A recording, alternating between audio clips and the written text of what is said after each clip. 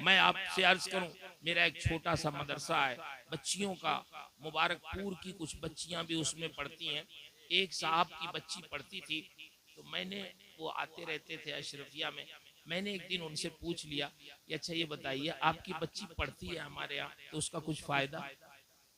आप यकीन माने, उन्होंने कहा मौलाना साहब मैं क्या बताऊं, फायदे की बात कह रहे हैं, उस बच्ची ने तो रो धो के हमारे पूरे घर को नमाजी बना दिया। क्या कहना है, माशाअल्लाह माशाअल्लाह।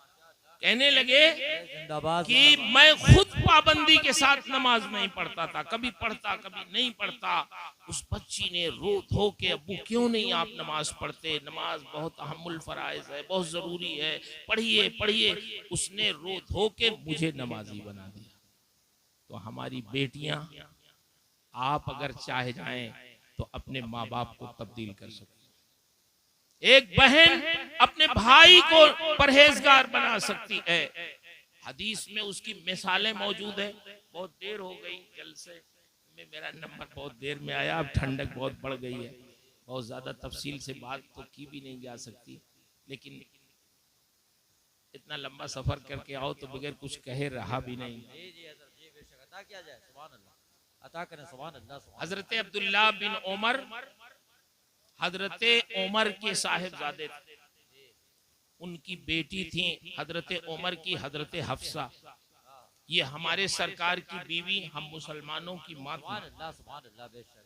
उम्मुल मोमिनीन हजरत हफ्सा ने सुना कि अब्दुल्ला बिन उमर, जब उनकी बीवी का इंतकाल हो गया, तो अब्दुल्ला बिन उमर रजी अल्लाह ताला अन्हु ये जुहद की तरफ ज्यादा माइल थे।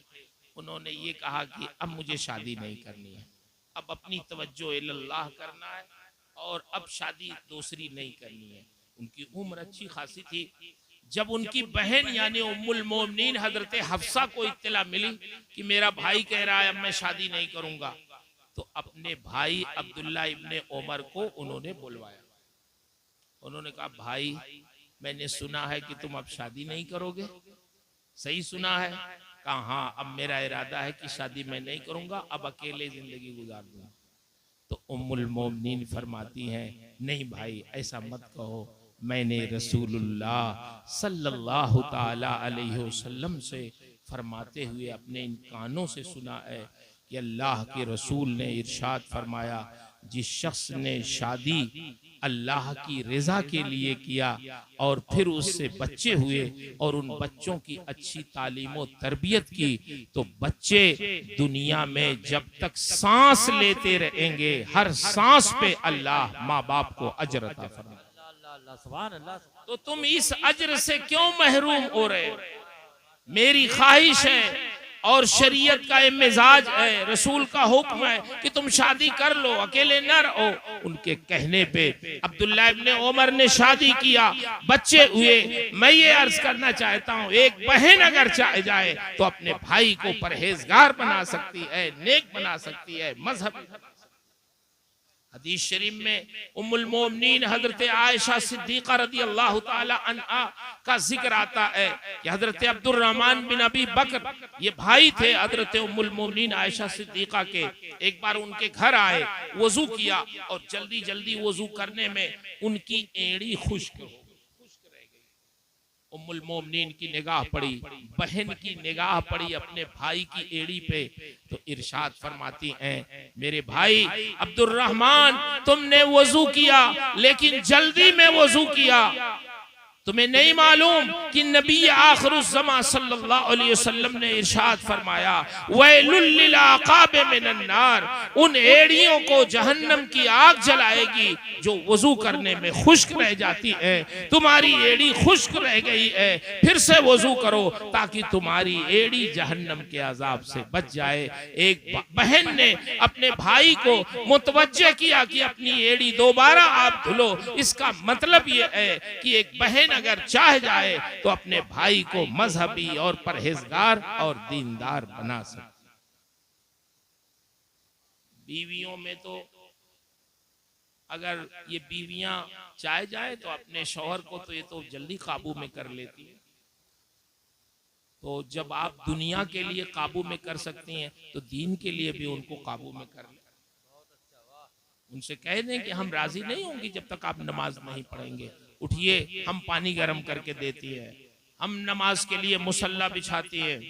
ये मदरसे का जलसा मैं आपको बताऊं, कितनी मुहद्दिसीन में कितनी ऐसे लोग हैं कि उनके घर की औरतें, किसी बहन ने, किसी बीवी ने इतनी कुर्बानी दी है कि कुर्बानी दे करके उसने अपने शौहर को मुहद्दिस बना दिया।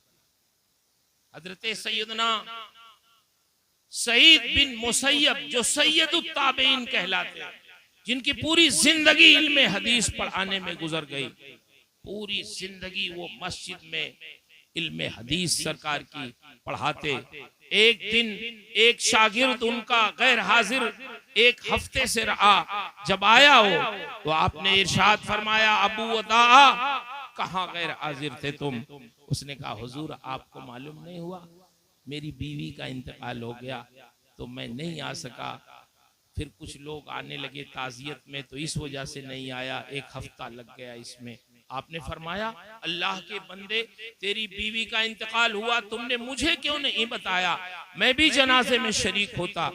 शागिर्द ने कहा, हुजूर जनाजे की नमाज फर्ज़े किफाया है, आप इल्मे हदीस पढ़ाते हैं, तो मैंने ये समझा कि हदीस पढ़ाना ज्यादा जरूरी है जनाजा पढ़ने से।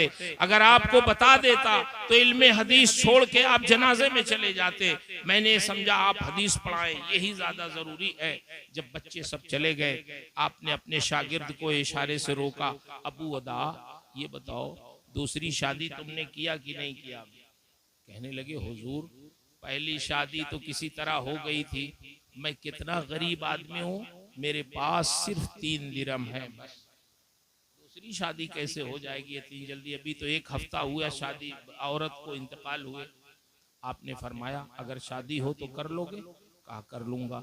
घर गए, अपनी बेटी से इजाजत लिया, आए, बच्चों को बुलाया मस्जिद में और अपनी बेटी का निकाह अपने गरीब शागिर्द से उन्होंने कर दिया। बेतकल्लुफ शादी। आजकल शादियां कैसी होती हैं बोलिए? अच्छा, हम सब लोग परेशान हैं शादियों के अखराजात से, मगर कमी भी नहीं करना चाहते हैं। बोलिए, परेशान है नहीं है? इन्ना आज़मन निकाह बरका ऐसरहु मऊना, अल्लाह के रसूल इरशाद फरमाते हैं, तुम्हारी शादियों में सबसे बाबरकत शादी वो है जो तकल्लुफात में कमतर। जो शादी तकल्लुफात में कमतर होती है वो बरकत में सबसे ज्यादा होती है, और जिन शादियों में तकल्लुफात ज्यादा होती है उन शादियों से बरकत खत्म हो जाती है। मैंने खुद अपने आंखों से देखा, जिन शादियों में बहुत ज्यादा तकल्लुफात होती है, शिकवा शिकायत बहुत, और कभी कभी वो रिश्ते भी खत्म हो जाते हैं। हजरत सईद बिन मुसैयब ने अपने गरीब शागिर्द से अपनी बेटी की शादी कर दी। आप शायद सोचते होंगे उनकी बेटी कोई कबूल सूरत ना रही होंगी, कोई इल्म ना होगा, कोई हुनर नहीं रहा होगा, कहीं रिश्ता नहीं मिलता रहा होगा, इसलिए अपने गरीब शागिर्द से कर दिया। नहीं नहीं, उस जमाने का खलीफा अपने बेटे के लिए बार बार पैगाम देता रहा कि हुजूर अपनी बेटी का निकाह मेरे बेटे से कर दे, मगर सईद बिन मुसैयब फरमाते, नहीं, मैंने तय किया है कि अपनी बेटी का निकाह तुम जैसे दुनियादार के वहां नहीं, बल्कि किसी दीनदार से मैं अपनी बेटी का निकाह करूंगा। और इसलिए उन्होंने बजाय बादशाह के बेटे से करने के एक गरीब तालिब इल्म से किया जिसके पास सिर्फ 3 दिरहम। शादी हो गई। अबू अदा कहते हैं, मैं घर गया, रोजे से था, रोजा इफ्तार किया, अभी नमाजे मगरिब पढ़ के और आदो वज़ाइफ पढ़ ही रहा था, बैठे ही था मुसल्ले पे, किसी ने दरवाजा खटखटाया। मैंने कहा, मन अलल बाब, कौन दरवाजा खटखटा रहा? जवाब आया, सईद। मेरा तो जहन ही नहीं गया सईद बिन मुसैयब की तरफ। मैंने कहा कौन सईद? कहा सईद बिन मुसैयब। मैं जल्दी से उठा, मैंने कहा मेरे उस्ताद जो कहीं जाते नहीं थे मेरे घर आ गए। दरवाजा खोला, मैंने कहा हुजूर क्यों जहमत फरमाई, हुक्म देते ये गुलाम आपके यहाँ हाजिर हो जाता, कैसे तशरीफ लाना हुआ। इरशाद फरमाते अबू अदा, जब मैंने अपनी बेटी का निकाह तुमसे कर दिया तो मैंने सोचा कि अपनी बेटी को तुम्हारे यहाँ पहुंचा दूं, ये तुम्हारी बीवी है, इनको अंदर कर लो। अपनी बेटी को अंदर किया, चले गए। अभी तक किसी को मालूम भी नहीं था मैंने शादी किया है। मैंने दरवाजा बंद किया, छत पे गया, ऐलान किया, ए लोगों सुन लो, मेरे वो उस्ताद सईद बिन मुसैयब ने अपनी बेटी का निकाह मुझसे कर दिया है और अपनी बेटी को मेरे घर में पहुंचा के भी वो चले गए हैं। मैं इसलिए ऐलान कर रहा हूं कि अगर तुम में से किसी को मालूम हो और देखे मेरे घर में खातून को, तो ये मत समझना कोई अजनबिया है, ये मेरी बीवी है, मैंने निकाह किया है इनसे। कहते हैं तब मेरे माँ बाप को मालूम हुआ कि मैंने शादी की। मेरी वालदा आई दौड़ी हुई, कहने लगी अबू अदा सुनो, हाथ नहीं लगाना, अभी कुछ हमारे भी हुकूक हैं, हम इनको दुल्हन बनाएंगे, इनको शादी का कपड़ा पहनाएंगे, रस्म रिवाज पूरी करेंगे, तब तुम्हारे कमरे में पहुंचाएंगे। मेरी माँ ने शादी के रस्म रिवाज के मुताबिक मेरे कमरे में उन्हें पहुंचाया। सुबह हुई, जब मैं तैयारी करने लगा अपने उस्ताद सईद बिन मुसैयब के वहाँ इल्मे हदीस पढ़ने के लिए जाने के लिए, तो मेरी उसी बीवी ने पूछा था अबू अदा या अबा वदा आईना तुरीद, अबू अदा कहाँ का इरादा है, कहाँ जा रहे हो? मैंने कहा तुम्हें मालूम नहीं, मैं तुम्हारे वालिद का शागिर्द हूँ, इल्मे हदीस पढ़ता हूँ उनसे। तो मेरी उस बीवी ने जवाब दिया था इजलिस या अबा वदा वो अल्लिम कमा युअल्लिमु अबी हुनाक। अबू वदा अब तुम्हें मेरे बाप के यहाँ जाने की जरूरत नहीं है, जो मेरे बाप मस्जिद में इल्मे हदीस पढ़ाते हैं वो इल्मे हदीस में तुम्हें यहीं बैठा के पढ़ा दूंगी।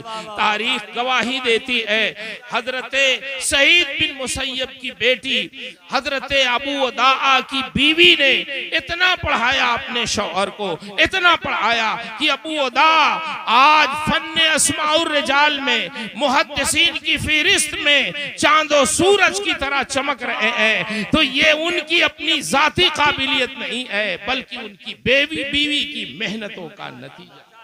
बीवी अगर चाह जाए, नारे रिसालत, ख़वातीने इस्लाम, एक बीवी अगर चाह जाए तो वो इनकलाब बर्पा कर सकती है, अपने घर का माहौल बदल सकती है, अपने शौहर को न सिर्फ नमाजी बल्कि वो मुहद्दिस बना सकती है, वो आलिम बना सकती है, वो हाफिज कुरान बना सकती है। इसलिए मैं अपनी बहनों से, अपनी बेटियों से, अपनी माओं से गुजारिश करूंगा, आप अगर चाहे जाएं तो इस दुनिया में 80% इनकलाब आपसे आ सकता। इमाम बुखारी का नाम दुनिया लेती है, कौन है इमाम बुखारी? बताइए कौन है इमाम बुखारी? इमाम बुखारी का एहतराम से नाम लिया जाता है। इस रूए जमीन पर उनकी किताब कुरान के बाद असहुल कुतुब की हैसियत रखती है। मगर इमाम बुखारी की तारीख जानिए।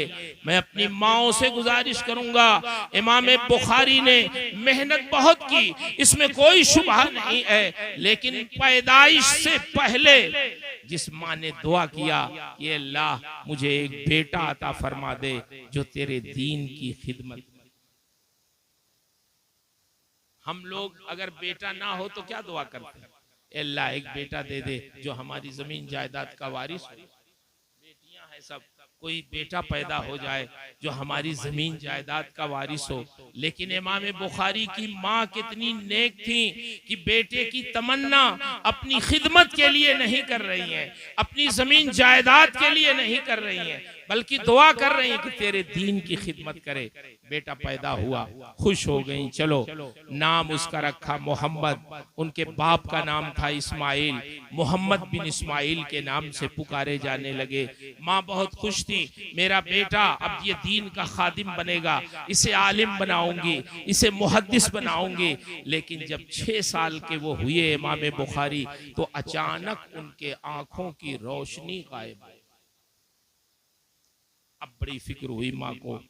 दुआ करती है, अल्लाह मैंने बेटे की तमन्ना अपने खिदमत के लिए नहीं किया था, तेरे दीन की खिदमत के लिए किया था। मेरा बेटा नाबीना हो गया, अब तो ये अपना काम नहीं कर पाएगा, तेरे दीन का काम कैसे करेगा। ए अल्लाह इसकी आंखों में रोशनी डाल दे, रोशनी लौटा दे।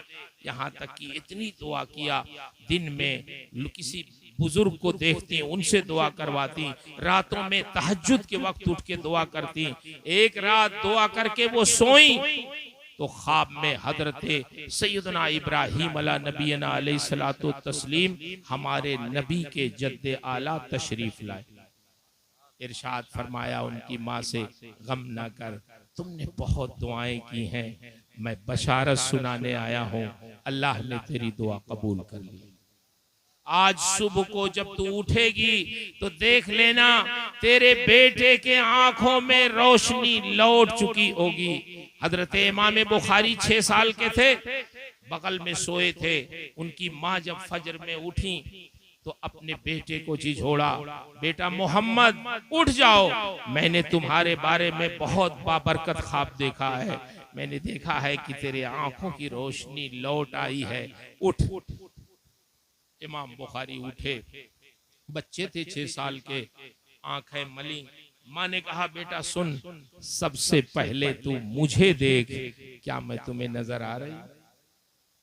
इमाम बुखारी ने जब आंखें खोली और माँ के ऊपर निगाह डाली तो उनकी जुबान से बेसाख्ता निकल गया, हाँ माँ मैं आपको देख रहा हूँ, आपने हरे रंग की चादर ओढ़ी है, वो चादर भी मुझे नजर आ रही है। जैसे ही इमाम बुखारी की माँ ने सुना कि मेरा बेटा बीना हो गया तो सजदे में गिर गईं, और सजदे में जाके उस होशियार खातून ने शुक्र अदा करते हुए दुआ किया, ए अल्लाह जब तूने मेरी एक दुआ कबूल कर ली तो एक दुआ ये भी कबूल कर ले कि मेरे बेटे को इस रूए जमीन पर अपने रसूल की हदीस का बहुत बड़ा आलिम दीन बना दे। कैसी माँ थी, दुआ कर रही है, अल्लाह मेरे बेटे को अपने रसूल की हदीस का बहुत बड़ा आलिम दीन बना दे। इमाम बुखारी जब होशियार हुए, पढ़ने लगे, कहाँ कहाँ नहीं गए। आप उसकी तारीख, उनकी तारीख किताबों में पढ़ेंगे, यमन, शाम, दिमाश्क, कूफा, बसरा, बगदाद, मक्का शरीफ, मदीना शरीफ, किससे किससे इल्म हासिल नहीं किया। एक बार एक शहर में गालिबन निशापुर में गए, निशापुर मेरे ख्याल से वो शहर गए, लोगों ने कहा इमाम बुखारी आ गए, ऐसे स्टेज लगाया, कुर्सी रखी और अर्ज किया, हुजूर इस रूए जमीन पर आपसे बड़ा कोई मुहद्दिस नहीं है, आपसे ज्यादा कोई रसूलुल्लाह की हदीसें जानने वाला नहीं है, बैठ जाएं, कुछ सरकार की हदीसें हमें सुना दें। बैठ गए, फरमाया किस मजमून की हदीस सुनाओ बताओ। लोगों ने कहा अब हम तो कुछ फैसला नहीं कर पा रहे हैं, आप जो मुनासिब समझे सुना दें कुछ। एक साहब खड़े हुए, उन्होंने कहा कितने असातिज़ा से आपने पढ़ा है, हर उस्ताद की एक एक हदीस सुनाए। इमाम बुखारी ने 1000 हदीस सुनाई और फरमाया सिर्फ एक उस्ताद की एक ही सुनाया है। इतने सारे असातिज़ा से पढ़ा इमाम बुखारी ने, कहाँ कहाँ नहीं गए। लेकिन मुझे आप बताएं, उनके इतने बड़े मुहद्दिस होने में क्या उनकी मेहनतों का सिर्फ दखल है? नहीं नहीं, बुनियादी किरदार उनकी वालदा का है। इसलिए हमारी माएं अगर चाह जाएं तो अपने बेटों को वो मुहद्दिस बना सकती हैं, वो बुजुर्ग बना सकती हैं, वो वली बना सकती हैं। अल्लाह ने आपकी आगोश तरबियत में बहुत तासीर रखी है। इसलिए एक घर में एक माँ रहती है, एक बहन रहती है, एक बीवी रहती है, एक बेटी रहती है। अगर ये चाह जाएं कि बेटी अपने माँ बाप की इस्लाह करे, बहन अपने भाई की खैर खा हो जाए, बीवी अपने शौहर की खैर खा हो जाए, माँ बाप अपनी औलाद की खैर खा हो जाए, तो पूरा घर जन्नत निशान बन सकता है और मुआशरा हमारा पाकीज़ा हो। इसलिए बहुत ज्यादा न कह के सिर्फ एक रोशनी की तौर पर एक एक वाकया मैंने जिक्र कर दिया, वक्त नहीं है। हाँ, इतना अफसोस जरूर है कि अब हालात बहुत तेजी से आपके सामने बहुत बदल रहे हैं। अगर हमने अपने बच्चों पर तवज्जो नहीं दिया, घर में उनकी तरबियत नहीं की, सिर्फ स्कूल कॉलेजों के भरोसे हम बैठे रहे, तो याद रखें हमारे बच्चों की तरबियत नहीं हो पाएगी, फिर हमें अफसोस करना पड़ेगा। इसलिए अपनी अपनी जिम्मेदारियां समझने की जरूरत है और इन इदारों से मोहब्बत करें, इदारों में पढ़ाने वाले असातिज़ा से मोहब्बत करें, इदारों के चलाने वालों से मोहब्बत करें। बड़ी मुश्किल से मदरसे चलते, खासकर इस जमाने में मदरसे के चलाने वाले, खासकर यूपी में कितनी दुश्वारियों का सामना उनको करना पड़ता है, वो वही लोग जानते हैं जो मदरसे की खिदमत अंजाम देते हैं। अल्लाह ताला हमारे मुफ्ती आजम राजस्थान हजरत मुफ्ती अशफाक साहब अलैहिर्रहमा के साहिबजादे वाला तबार हजरत अलहाज मोइनुद्दीन साहब क़िबला मद्दसिल्लहुल आली की उम्र में, सेहत में, फजल में, इज्जत में बरकतें अता फरमाए, इनकी तौफीकात में इजाफा फरमाए कि इनकी कोशिशों से यहाँ भी और फिर जोधपुर में भी इदारे का काम हो रहा है, इनके लिए दुआ भी करें। और जितने हमारे उलमा, हमारे मशाइख, हमारे बुजुर्गान दीन की खिदमत अंजाम दे रहे हैं, अपनी तन्हाइयों में उनके लिए दुआ करें। मैं अपने शागिर्दों से कहता हूँ, कभी कभी तुम लोग दरसगाह में जब आओ तो उठ जाते हो, जाओ तो फिर उठ जाते हो। ये तो सामने उठना बैठना होता है। जब उस्ताद निगाहों के सामने न रहे तब दिल में जगह रखो, तब उनके लिए दुआ करो। ये मोहब्बत असल काबिल है। सामने उठना बैठना, और सिर्फ यही नहीं कि जो बुखारी पढ़ाए उसी का हाथ चूमो, उसी का एहतराम करो, उसी की जूतियां सीधा करो। नहीं नहीं, उसका तो एहतराम करो ही। जो तुम्हें पहली फारसी पढ़ाए उसका भी एहतराम वैसे ही करो जैसे बुखारी पढ़ाने वाले का करते हो। जिसने कायदा बगदादी तुम्हें पढ़ाया है उसका भी एहतराम वैसे ही करो जैसे बुखारी पढ़ाने वाले का एहतराम करते हो। तब समझ में आएगा कि आपने उस्ताद का एहतराम किया है। असातिज़ा की इज्जत, एहतराम, ये हम सबका फरीजा है। हमारे जितने मशाइख बुजुर्गाने दीन ने काम किया है, आप उनकी दास्तानें सुनेंगे तो समझ में आएगा कि उन्होंने बहुत एहतराम किया है। हाफिज मिल्लत फरमाते थे, मैंने सदरुश शरिया से सिर्फ इल्म ही नहीं हासिल किया, बल्कि उनसे चलना सीखा, उनका अमल सीखा, उनका किरदार सीखा, उनकी गुफ्तगू का अंदाज सीखा। बल्कि मैं गर्म चाय इसलिए पीता हूं कि मेरे उस्ताद सदरुश शरिया गर्म चाय पीते थे। बरेली शरीफ से वो जाते, सदरुश शरिया सठियाओं स्टेशन पर सिर्फ 1 मिनट के लिए ट्रेन रुकती थी। मुबारकपुर से सठियाओं आना उस वक्त तकरीबन 5 किलोमीटर और बड़ा खराब रास्ता उस वक्त था, लेकिन हाफिज मिल्लत सिर्फ 1 मिनट के लिए वो मुबारकपुर से सठियाओं आते। लोग पूछते, हाफिज साहब 1 मिनट में क्या होगा? तो फरमाते, 1 मिनट में अपने उस्ताद को देख लेंगे, सलाम कर लेंगे, हमारी थकान दूर हो जाएगी। ये शागिर्द थे, तो उन्होंने इतना बड़ा काम किया। जो लोग अपने असातिज़ा की इज्जत करते हैं तो उनसे दीन का बहुत बड़ा काम होता है। मैं अपने उन बच्चों से जो दारुल अशफाकिया से फारिग हो रहे हैं गुजारिश करूंगा, इसकी दरो दीवार से मोहब्बत कीजिए, अपने मादरे इल्मी से मोहब्बत कीजिए, अपने असाज़ा से मोहब्बत कीजिए। जब दुआ कीजिए तो दुआ में अपने लिए दुआ कीजिए, अपने माँ बाप के लिए दुआ कीजिए, अपने असाज़ा के लिए दुआ कीजिए, और जिनके ताउन से आप पढ़ के आलिम हाफिज कारी हुए हैं उनके लिए भी दुआ कीजिए, उम्मत मुस्लिमा के लिए दुआ कीजिए। ये है एहसान शनासी का जज्बा। इंशाअल्लाह आप हमेशा कामयाब रहेंगे। चंद जुमले मैंने अर्ज कर दिए। आपसे एक आखिरी बात अर्ज करता हूँ। हाजी साहब अर्ज कर दो। देखिए आप हिंदुस्तान में रहते हैं तो हालात आपके सामने हैं,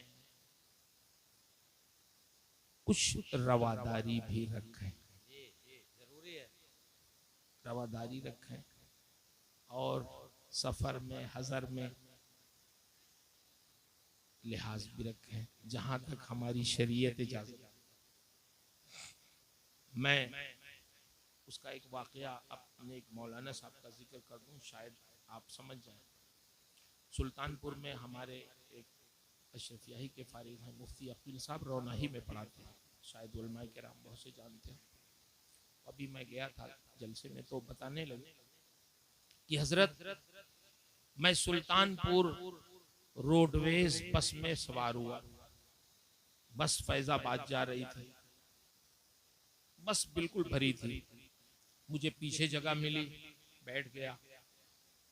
बस जब कुछ दूर आगे गई तो एक बूढ़े शख्स और एक बूढ़ी खातून जो तकरीबन 80-85 साल के रहे होंगे, बूढ़ी ज्यादा कमजोर थी, बस रोकवाया।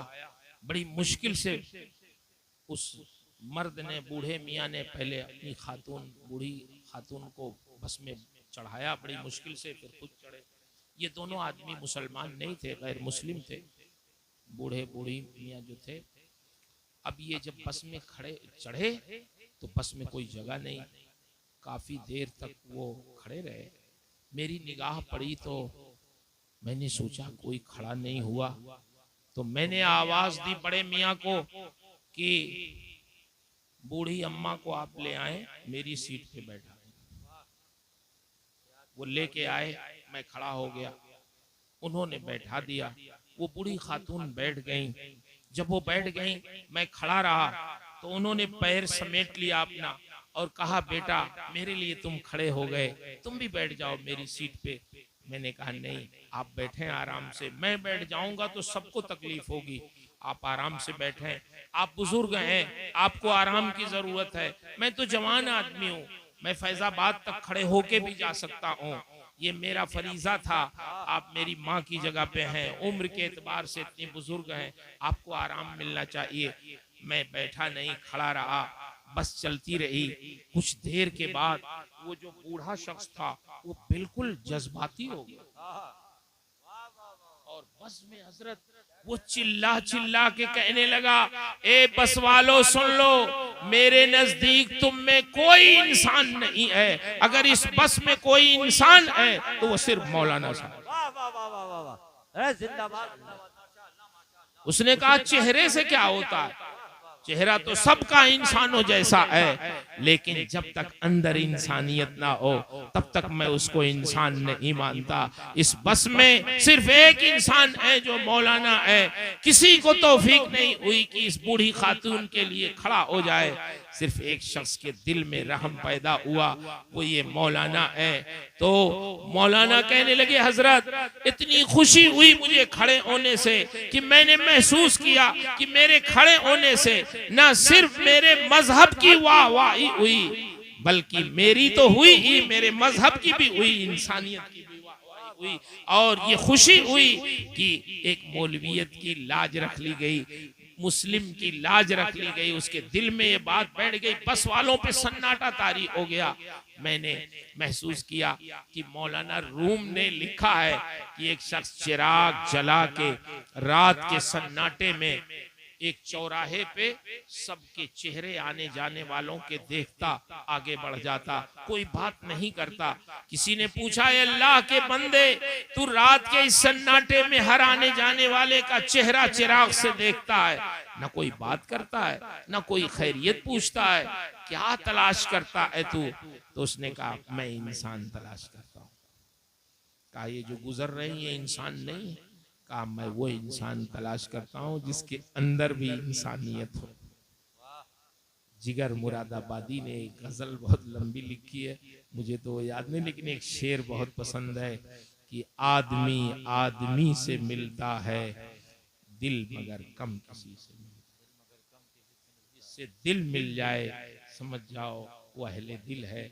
इसलिए मोहब्बतें तकसीम कीजिए, आपस में एक दूसरे की रवादारी रखिए, बल्कि अपने बिरादराने वतन के साथ भी जहाँ तक आपकी शरीयत गुंजाइश रखे आप उनके साथ भी लिहाज करें। इस मुल्क में रहते हैं तो आपके इस अखलाक से आपके दीन और अखलाक की वाहवाही हो। इज्जतें तकसीम कीजिए, मोहब्बतें तकसीम कीजिए, मामूली मामूली बातों पे लड़िए झगड़िए नहीं। ये जिंदगी बहुत कीमती है, ये लड़ाई झगड़े के लिए नहीं है, ये तामीर के लिए है। हाजी मोइन साहब आज हैं, अल्लाह इनकी उम्र में बरकत दे। दुनिया में कोई हमेशा रहने के लिए नहीं आया है, लेकिन इनकी यादगार क़यामत तक बाकी रहेगी। सिर्फ अपने लिए मत जिए, अपने बाल बच्चों के लिए सिर्फ मत जिंदा रहिए, अपनी कौम के लिए जिंदा रहिए, जमात के लिए जिंदा रहिए, इंसानियत के लिए जिंदा रहिए। ये जिंदगी अल्लाह को महबूब है। कुछ जाइए तो करके जाइए। मुझे खुशी हुई कि यहाँ हमारे नौजवानों ने बताया कि हमने तंजीम एक किबला के नाम से बनाई है, हम उससे रिफाही काम करते हैं, गरीबों की शादियाँ करते हैं, ज़रूरतमंदों की ज़रूरतें पूरी करते हैं।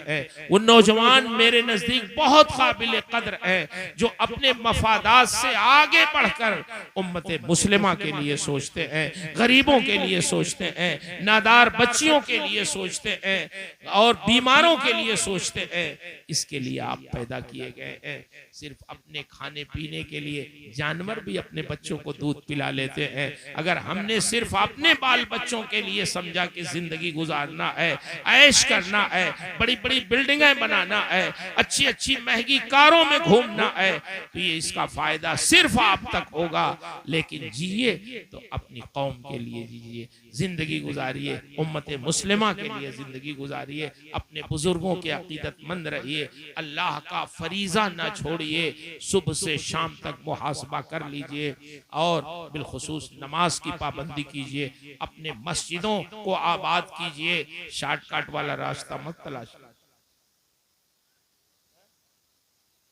शॉर्टकट सोचते हैं कि कोई हजरत मिल जाएंगे, मुरीद हो जाएंगे, हजरत चाहे नमाज पढ़े ना पढ़े, हजरत तो हमें ले ही जाएंगे जन्नत।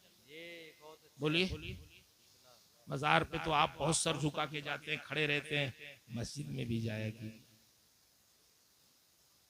हजरत बायजीद बुस्तामी से उनके एक मुरीद ने कहा, हुजूर अपना जुब्बा हमें दे दीजिए। आप क्या करोगे? आप पहनेंगे, आप अल्लाह के वली हैं, जन्नती हैं, हम आपका जुब्बा पहन लेंगे तो हम भी जन्नती हो जाएंगे। देखिए कैसी मंतिक सोकरा कोबरा लगाया। बायजीद का जवाब सुनिए, इरशाद फरमाते हैं, जुब्बे की बात कर रहे हो? जुब्बा नहीं, अपनी खाल बायजीद उतार के तुम्हें पहना दे तब भी जन्नती नहीं होगे, अगर बायजीद के नक्शे कदम पे तुम चलोगे नहीं, अगर तुम शरीयत की पैरवी नहीं करोगे, बायजीद के नक्शे कदम पे नहीं चलोगे। एक जुब्बा नहीं, कितने जुब्बे तुम्हें पहना दिए जाएं, वो काम नहीं आएगा। शरीयत की मुहाफ़ज़त असल है। अल्लाह के नबी सल्लल्लाहु अलैहि वसल्लम जो दीन लेके आए उस पर अमल ज़रूरी है, अल्लाह के हुकूक की पाबंदी ज़रूरी है। इसलिए मेरे भाइयों, आपके ज़िम्मे जो, हमारे ज़िम्मे जो जिम्मेदारियाँ हैं इसको अदा करें। मरने से पहले अपना काम करके जाएं, कोई दूसरा आपका काम करने वाला नहीं है। सुन लीजिए, अल्लाह से दुआ है, अल्लाह ताला आपको हम सबको तौफीक खैर से नवाजे। मैंने जो कुछ भी अर्ज़ किया इसमें जो सही कहा, जो हक कहा, वो सब मेरे रब की तरफ से है। मेरे बयान में, मेरी ताबीर में, मेरे समझाने में, खुद मेरे समझने में जो गलतियां हैं वो सब मेरी तरफ से हैं। अल्लाह मुझे हक कहने, हक सुनाने, हक पे कायम रहने और हक की नशर व इशाअत की तौफीक अता फरमाए। जितने हमारे उलमा तशरीफ लाए इनकी इज्जत कीजिए। मस्जिदों में जो इमाम है उनकी तनख्वाहें जरा गौर कर लीजिए। आप लोग समझते हैं जो तकरीर करते हैं वही दीन के ठेकेदार हैं। अब तो नात पढ़ने वाले और तकरीर करने वाले यही समझते हैं कि स्टेज पे हम लोग जो कह दें इसी से दीन बाकी है। दीन इन उलमा से बाकी है जो दरसगाहों में, मस्जिदों। बहुत अच्छा हजरत, बेशक हक है। मौलाना मसूद साहब अभी चले जाएंगे, ये काम नहीं आएंगे आप तो बड़ी मुश्किल से आए हैं। मेरे ख्याल से पर साल भी मौलाना इनका तो जिक्र ही नहीं किया। इनके जिक्र के बगैर तो काम मुकम्मल नहीं होगा। मुफ्ती अकमल, ये मौलाना अकमल साहब, अल्लाह इनकी उम्र में, सेहत में बरकत दे। मैं इनको बचपन से जान रहा हूँ, पढ़ाया मैंने। ये मुझसे बहुत नेक हैं, अल्लाह इनकी नेकियों में। मैं इनका उस्ताद जरूर हूँ, लेकिन मुझे अल्लाह का शुक्र अदा होता है कि मेरे शागिर्दों में ऐसे ऐसे नेक शागिर्द हैं जो मेरी मग़फ़िरत का जरिया।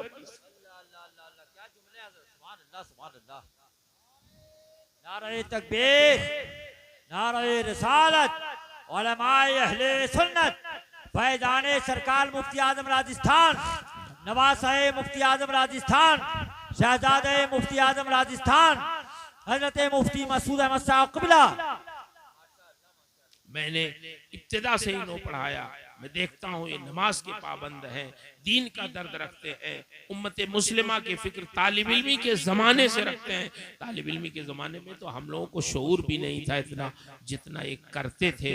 अल्लाह इनके इल्म में, फ़ज़ल में बरकतें अता फरमाए और इस इदारे में इनकी खिदमात को और आम से आम तर बनाए। और ये वाकई मुफ्ती साहब की सच्ची ताबीर है। बेशक हाजी साहब, इनको संभाल के रखिए, इनकी हिफाजत कीजिए, इनके लिए हम सब दुआएं भी करें। इंशाअल्लाह ये मुफ्ती साहब का मिशन पूरे दुनिया में आम करेंगे इंशाअल्लाह। अल्लाह इनकी हिफाजत फरमाए। जितने भी हमारे उलमा मशाइख स्टेज पे हैं, बिलखुसूस आला हज़रत के दयार से, उनके खानवादे के चश्मो चिराग हजरत हमारे क़िबला व काबा तस्लीम मियाँ साहब क़िबला मद्दज़िल्लहुल आली तशरीफ़ फरमा है। हम लोग तो सिर्फ आला हज़रत से नहीं, आला हज़रत के साथ उनके ख़ानदान के साथ जो नाम जुड़ जाता है तो उनकी भी इज़्ज़त व एहतराम। इसलिए कि आला हज़रत के नाम से हम लोग दुनिया में खाते कमाते। उन्होंने हमारे ईमान की हिफाजत की है, तो आज उनकी आलो औलाद का एहतराम, इज़्ज़त, ये हमारा अखलाक़ी फ़रीज़ा है। अल्लाह इन बुज़ुर्गों का साया सलामत रखे। खानवादे के जितने भी अफराद हैं अल्लाह उनको अपनी हिफाजत में रखे और अपने हिफ्ज़ व अमान में रखे। बहरहाल मैंने बहुत लंबी बात कर दी, बस आपसे इतनी बात ज़रूर कहनी है कि मौलाना मसूद साहब चले जाएंगे, ये काम नहीं आएंगे। रात में 2 बजे कोई बच्चा पैदा होगा तो कान में अजान और तकबीर मौलाना मसूद साहब मुबारकपुर से आके नहीं करेंगे, आपके मस्जिद के इमाम देंगे। तो वो 24 घंटा आपका काम कर रहे हैं, तो जो 24 घंटा आपकी खिदमत करे उसकी इज्जत कीजिए, उसकी तनख्वाहों पे नजर सानी कीजिए और उनका एहतराम कीजिए। मौलाना मसूद साहब एक मेहमान है, आप इज्जत कर रहे हैं, अल्लाह इसकी जज़ा दे। लेकिन मुझसे कहीं ज़्यादा अपने शहर के उलमा, अपने शहर के असातिज़ा, अपने शहर के अइम्मा की कदर कीजिए। इंशाअल्लाह आप आबाद रहेंगे। व आखिर दावाना अनिल हम्दुलिल्लाहि रब्बिल आलमीन। अस्सलामु अलैकुम।